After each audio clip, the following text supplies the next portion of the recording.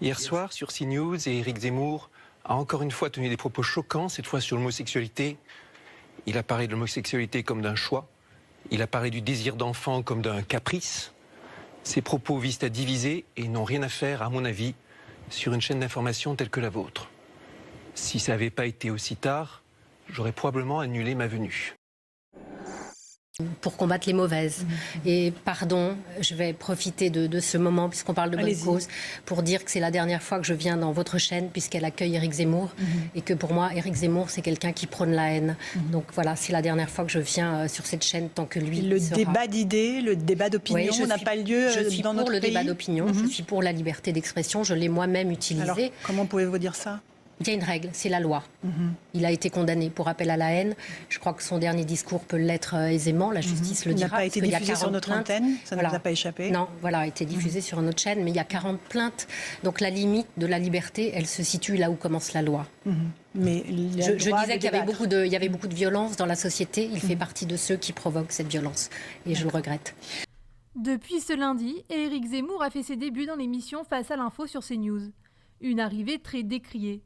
La Société des journalistes du groupe Canal+ s'est même désolidarisée de la chaîne privée. Le polémiste a en effet été accusé d'islamophobie et de xénophobie après son discours à la convention de la droite. Nombreux sont donc ceux qui appellent au boycott de CNews tant qu'Éric Zemmour y sera programmé. Hommage collatéral d'essai islamophobe d'Éric Zemmour à la convention de la droite, la marque Nutella a décidé qu'elle ne mettrait plus de publicité autour du programme Zemmour et Nolo diffusé sur Paris Première. La marque avait été interpellée sur Twitter par le compte Sleeping Giants qui se présente comme un collectif de citoyens de lutte contre le financement du discours de haine. Ce collectif emploie une technique bien connue sur Internet, le name and shame en anglais, qui consiste à nommer publiquement quelqu'un ou quelque chose pour lui faire honte. Mission réussie puisque Ferrero, la marque à qui appartient Nutella, a vite réagi et fait savoir qu'elle ne cautionnait pas les propos de Zemmour et donc qu'elle ne mettrait plus de pub dans Zemmour et Nolo. On peut ne pas être d'accord avec tous les propos d'Éric Zemmour. Je connais Éric Zemmour depuis des années. Je m'engueule parfois avec lui. Mais sa liberté d'expression est sacrée. Personnellement, je pense que la place de ce produit, c'est plutôt ici. Et puis, il faut quand même que les censeurs puissent comprendre que la censure, ça peut aussi coûter de l'argent. Zemmour, il a pété les audiences, il a pété les scores hier. Ils n'osent pas encore annoncer les chiffres. Ils essayent de tout faire pour que ça soit annoncé à la baisse.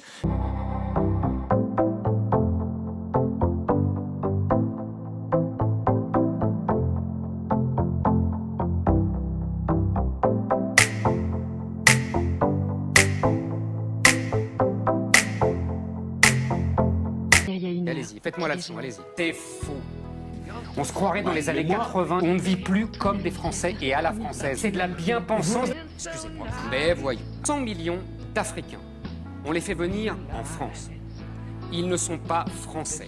Quand j'entends un certain nombre de mes confrères ou mes ex-confrères demander de quelqu'un qui participe au débat avec ses excès, avec sa façon d'être, le virer des médias, j'ai honte pour eux. Et dans ce cas-là, moi je défends Éric Zemmour. Tiens, Reporters sans frontières que j'ai dirigé depuis 25 ans. Bonjour, je suis Jacques Chassin, auteur à Riposte laïque. Je soutiens le journaliste Éric Zemmour.